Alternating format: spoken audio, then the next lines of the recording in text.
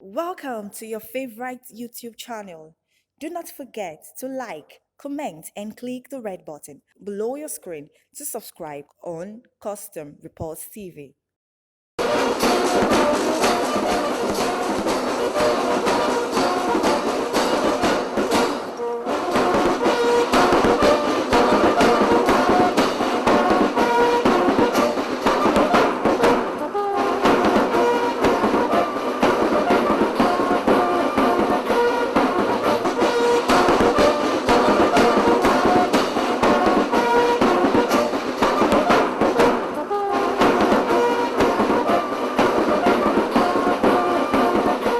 Hello and thanks for staying with us. I am Egeseme Idinye with this week edition of the program Customs Report. Nigerian Customs Service impound more consignment for smugglers operating in the eastern part of the country. Also on Customs Reports, a retired controller of customs speaks on custom activities in Nigeria, plus more reports. The Controller General of Nigerian Customs Service has been preaching to some importers against smuggling activities in the country. The recent visit to some parts of the country said that customs will not condone smuggling in any form, whether by air, sea, or by the road.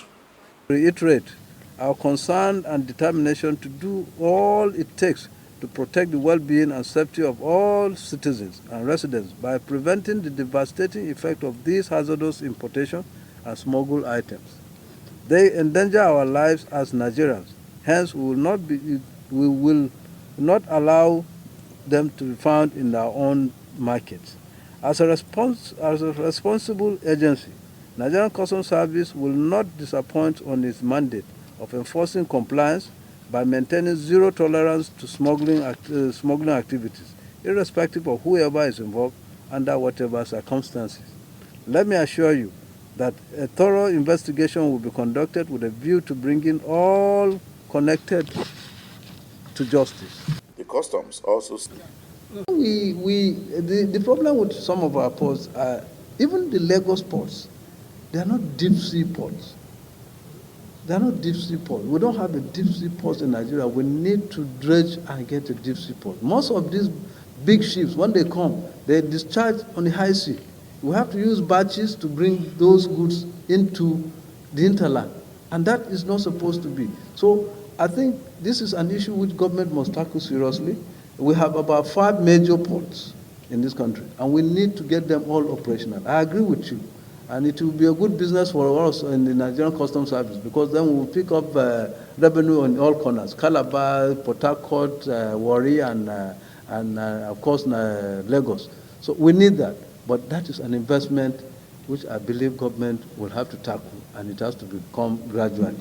So it is our hope that government will look at that and do something on it. The Customs Area Controller in charge of Muritala Mohammed Command has said that travelers should always come forward to find out what kind of goods they can import or export into the country. He said that recently the seizures made by his men at the airport will continue until travelers obey the laws guiding importation of goods into the country. In his first part of his interview with Customs Report, the controller says that Nigerian Customs Service is ever ready to implement government measures to the latter.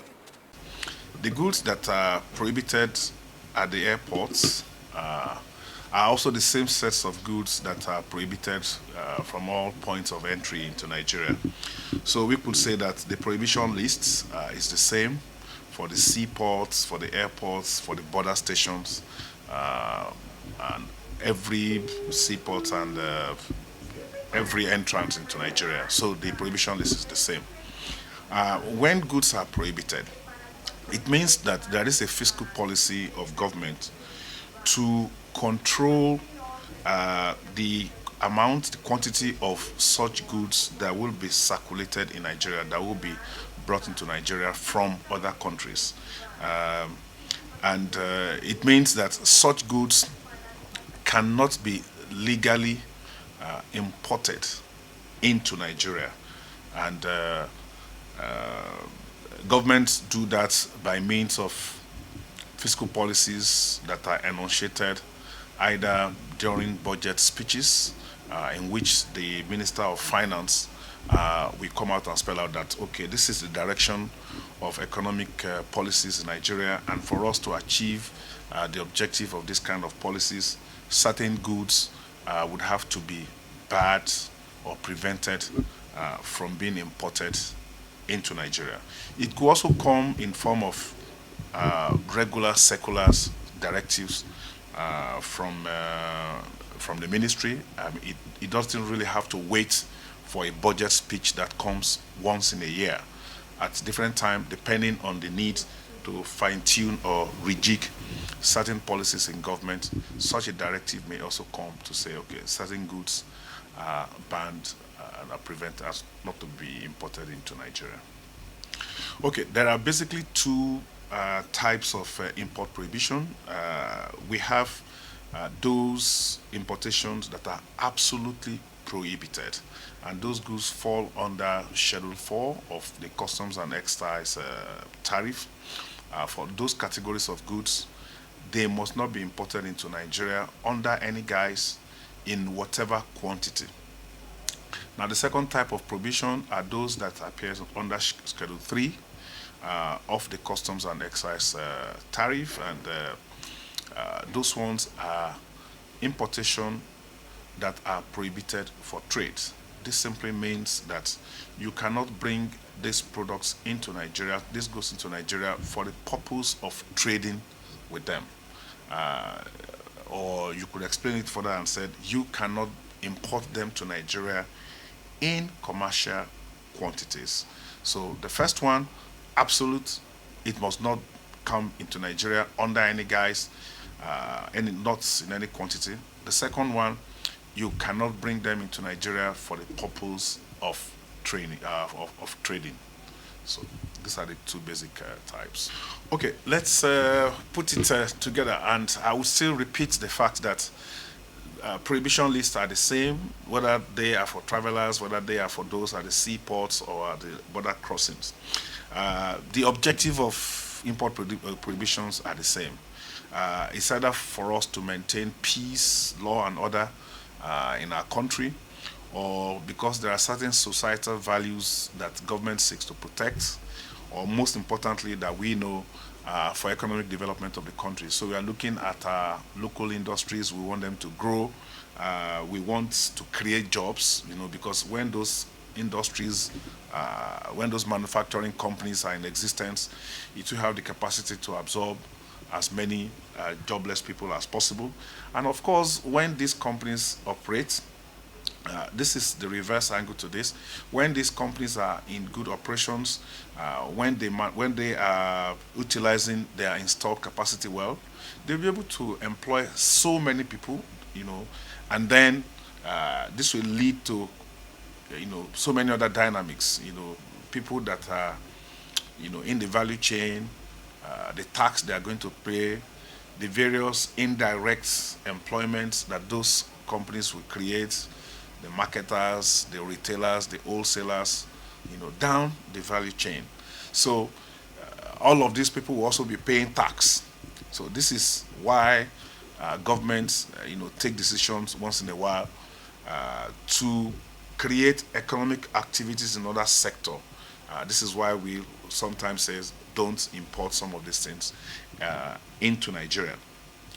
Now, in terms of those goods, let's begin to understand that when you have certain things in abundance in Nigeria, or when you have the potentials to have them in abundance, government policies has always been to focus attention on those sectors and see how we can develop them to a level of self-sufficiency and possibly begin to open up the market for exports. So when you have those things, for example, then there will be no need for us to begin to import them again. The Customs Area Controller in charge of Zone C has again intercepted smuggled goods from smugglers operating in the eastern parts of the country. The Customs boss says that the Customs will always arrest, prosecute any offender that brings in any consignment into the country. He speaks more on a number of issues. that have been used by some human beings in some country, in foreign countries. This is in Nigeria Customs Service something. This one is absolute prohibition. That it should not be brought in under any disguise. But people will still conceal it in a container. This one was concealed in a container, but with intelligence, we were able to detect it. And that's why we brought it here. You can see the numbers of base. The quantity we're having here is 521 base. Just in one container.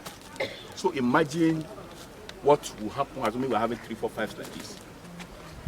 They will disguise, they will bring like 5 containers. Out of that 5 containers, they will just put one as. They will now conceal something in it. Look at this one. The ban, as far back as 1977, has been banned in some foreign countries. In Switzerland, it was banned in 1977.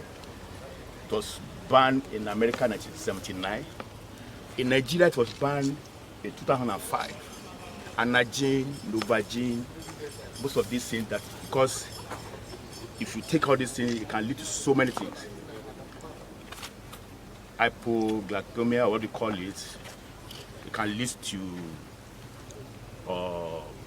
so many of the diseases. That's what was banned in the country. And some people will still go to the side of bringing it to the country. I remember sometimes 2005, two students died in Delta State University for taking this Anagin. And since then, NAFDAC have banned this thing from coming into the country. There's people still brought in a container, conceal it with other items, believing there's no way to escape through. What's the quantity? The quantity you are seeing here, with the Anagin, with the thing that we're having over there, altogether that's 1,182. If you cartons, if you multiply 1,182, and each of these cartons, we're having 18 packets like this, and each of these packets we have 100. Imagine 100 by 1,082 by 18 cartons. What will make someone to bring in something that you know is inimical, is detrimental to people's life? What will make you to bring in either any disguise, not something you know it can kill? This is even worse than tramadol. Because with tramadol you can take some milligram you can take in tramadol. But Novagen and Anagin has been banned all over the world. Why would people still go abroad to bring it? This one was brought in from China. You can look at the container, the way they conceal it, with singlets and handkerchiefs, believing that nobody will get to know to see all these things. But we got the information. We waited for it. The moment it came out, we picked it up and brought it here. And we have so many other items like that. And the war against smuggling of rice is not yet over. The fight still continues. Daily, people are still struggling to bring in rice. And we too, we are always prepared to deter them. This rice we are seeing here were brought up through too many places, too many creeks. And they will put a tipper there to load. It will be covered. The tipper will deliver somewhere. I don't start mentioning the name of the towns or the villages. From there, it will be transported again to a trailer. We know all these tricks. And that is why our presence is being fed there. All efforts stop bringing in rice. Up to today, people have not stopped. We wonder why. We have border drills, we have the area commands, we have FOU. We have little task forces here and there just to see how we should move from the level we are to another place, another level. In the country, we should be able to produce what we will eat. And we should have the habit of eating what we produce. The idea of eating something that is foreign, we should try and deviate from that. We try and leave that level by now. This is rice. Nigeria land is arable. You can plant rice in Nigeria, it will grow. You are watching the program Customs Report.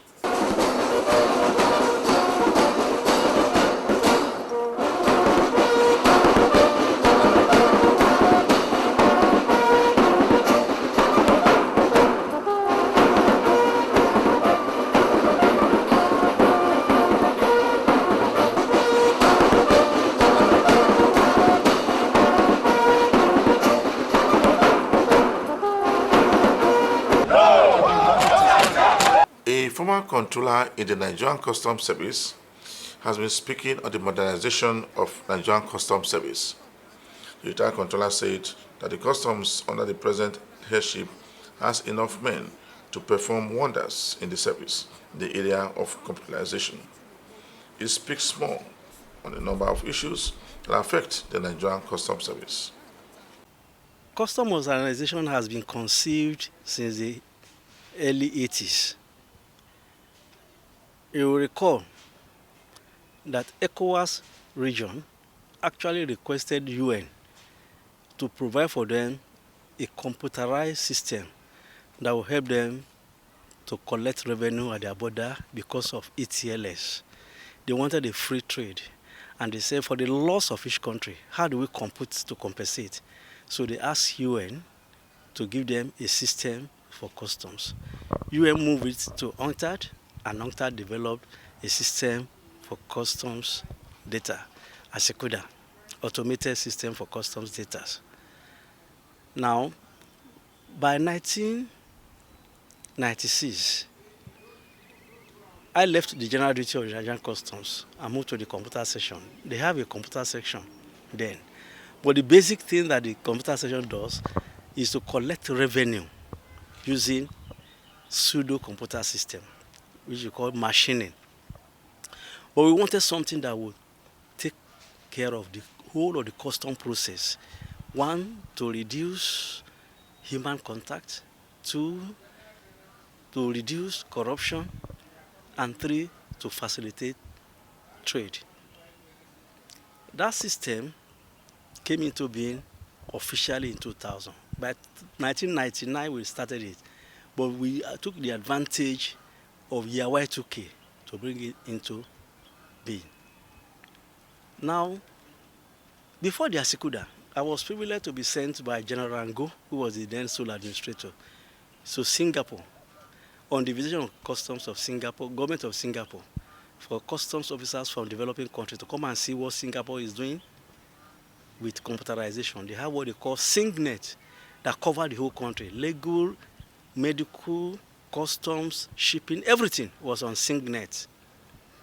And they have the customs net, which is something like we have GNet in Ghana. But for me, when I came back to Nigeria, I thought we should go ASECUDA, because ASECUDA is a proprietary system belonging to UNCTAD, and I don't want us to be tied to anybody.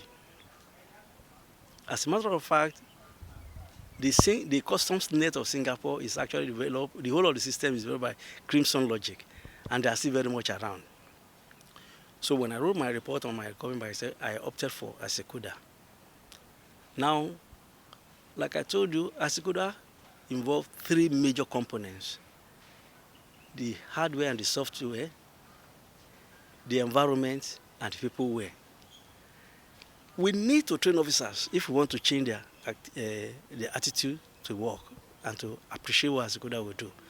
So between 1998 and 1999, we embarked on a massive training of officers, very massive, talking to them about change, about what they should expect and things like that. Massive training. I could record that more than 5,000 officers were trained along this line.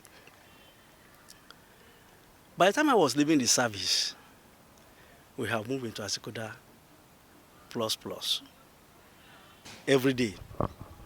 But by the time we were leaving, there was WW, World Wide Web. So they have to move to ASECUDA++. Right now, what they have is ASECUDA World, which is internet support. I had left the service when they introduced NISIS, but I can tell you NISIS is nothing but ASECUDA World. So where we are, if you talk in terms of development, custom has really gone very, very far in modernizing its process. But now I hear that they want to do another modernization for customs, and I wonder what that means. Number one, I am disturbed because it's going to be done within 20 years. If it's going to be done within 20 years, my own position is that you have already sold customs. That's my own position. You have already sold customs. I don't know what anybody will do at the level that custom is today to help custom for 20 years. It's not real. Anything you want to do today to improve on what custom has done should be done within 3 years, maximum. I challenge anybody, give me some very smart computer Nigerian graduates, and everything they are talking about in that place, they will develop it under 2 years. The president has accepted that there is a need to move custom forward. I won't say modernize custom. Custom is already modernized. Anybody who use that word modernizing custom is mischievous. There's a need to move custom forward. But the question now is, do we need to expend such an amount? Where are we? Where are we going to? Those who want to modernize custom, let them come out. Let them come out and tell us what they want to do. And let them tell them what custom has done. And let's see the difference, whether what they want to do is different from what custom is already doing. The Controller General Strike Force in Zone A has continued to intercept goods from smugglers operating in the interlands and also those operating right inside the bush parts. The strike force intercepted 10 vehicles carrying frozen products into the country. The DC in charge of the team said that its men are ready to implement government policy to the letter. There are 10 vehicles involved in the season, and they were being intercepted on Saturday night. You know, most times the people are always funny. They were timing us. They thought we have gone to sleep. That is when I now proved to them that we have not gone anywhere. We are together. That is when I now intercepted, including my own officers. 10 vehicles, you can see them behind me. So these are the contents. The moment they see us, the next thing is to pick rest. Normally, it's just like facing your enemy. We are always ready. No, we don't use any firearm. My advice to the smugglers is this. They should desist from this work they are doing. Let them look for a better work to do than smuggling. Smuggling is not a good business for them. Just before I round up this week edition of the program Customs Report, we brought you a report where the Nigerian Customs Service has continued to seize consignment from smugglers and also warn travelers who want to travel out of this country to make sure that they go through all the rules and regulations governing import and export into the country. For me, Igiseme Etinye, thanks for watching.